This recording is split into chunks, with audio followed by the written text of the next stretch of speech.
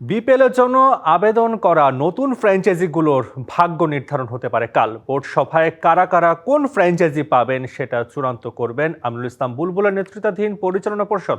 এজেন্ডায় আরও রয়েছে বিপিএল এর দুর্নীতি প্রতিবেদন, নারী বিশ্বকাপে বাংলাদেশ দলের পারফরম্যান্স পর্যালোচনা, পুরুষ দলের নতুন ব্যাটিং কোচ সহ আরও অনেক বিষয়।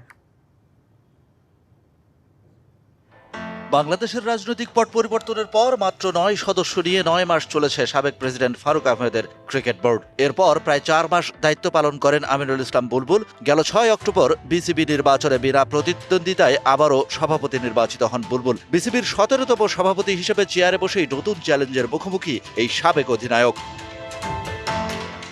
দ্বিতীয় মেয়াদে দায়িত্ব নিয়েই সাবেক ক্রিকেটার বুলবুল প্যাড আপ করে বসে আছেন দুটো বিগ শট খেলতে। বহুল সমালোচিত বিপিএল এর গেল আসরে ছিল লাগামহীন দুর্নীতি, দ্বিতীয়টাও সেই বিপিএল কেন্দ্রিক। 12তম আসরে নতুন দল হিসেবে কাদের দেয়া হবে নিবন্ধন। বিপিএল এর সামনের আসরের জন্য 6 দল খেলানোর সিদ্ধান্ত বিসিবির। এদের মধ্যে রংপুর ও খুলনা থাকছে আগের মালিকানাতেই, ঢাকা যাচ্ছে ওয়ালটনের ঘরে। নতুন সিলেটের মালিকানায় টিম পেতে পারেন জগলু ও ক্রিকেট উইথ সাবি।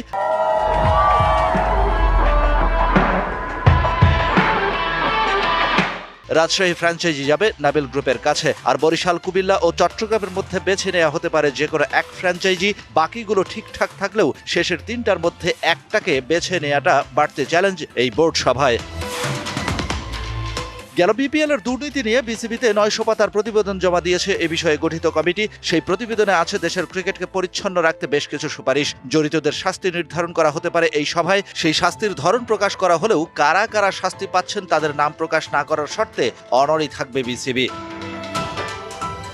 বিসিবির কার্যনির্বাহী কমিটির সভা থেকেই নিয়োগ দেওয়া হচ্ছে টাইগারদের জন্য নতুন ব্যাটিং কোচ। তবে সিনিয়র অ্যাসিস্ট্যান্ট কোচ সালাউদ্দিন থাকছেন সপদেই বহাল। টাইগারদের ফরম্যাট বিবেচনায় বাড়তি একজন সহকারী কোচ নিয়োগ দেবে বিসিবি। সেই দৌড়ে এগিয়ে আছেন সাবেক অধিনায়ক মোহাম্মদ আশরাফুল। সম্প্রতি নারী বিশ্বকাপ খেলে আসা নিগার সুলতানা জ্যোতিদের পারফরমেন্স মূল্যায়নে আলোচনার কথা রয়েছে বোর্ড সভায়। বিশ্বকাপে হতাশাজনক পারফরমেন্সের পর নারী ক্রিকেট উন্নয়নের জন্য করণীয় নিয়ে আলোচনা হতে পারে সভায়। এছাড়া কিউরেটর গামিনী ডি সিলভাকে বিদায়ের বিষয়েও চূড়ান্ত সিদ্ধান্ত নেওয়ার কথা রয়েছে। Shahan Papon, DBC news, Dhaka.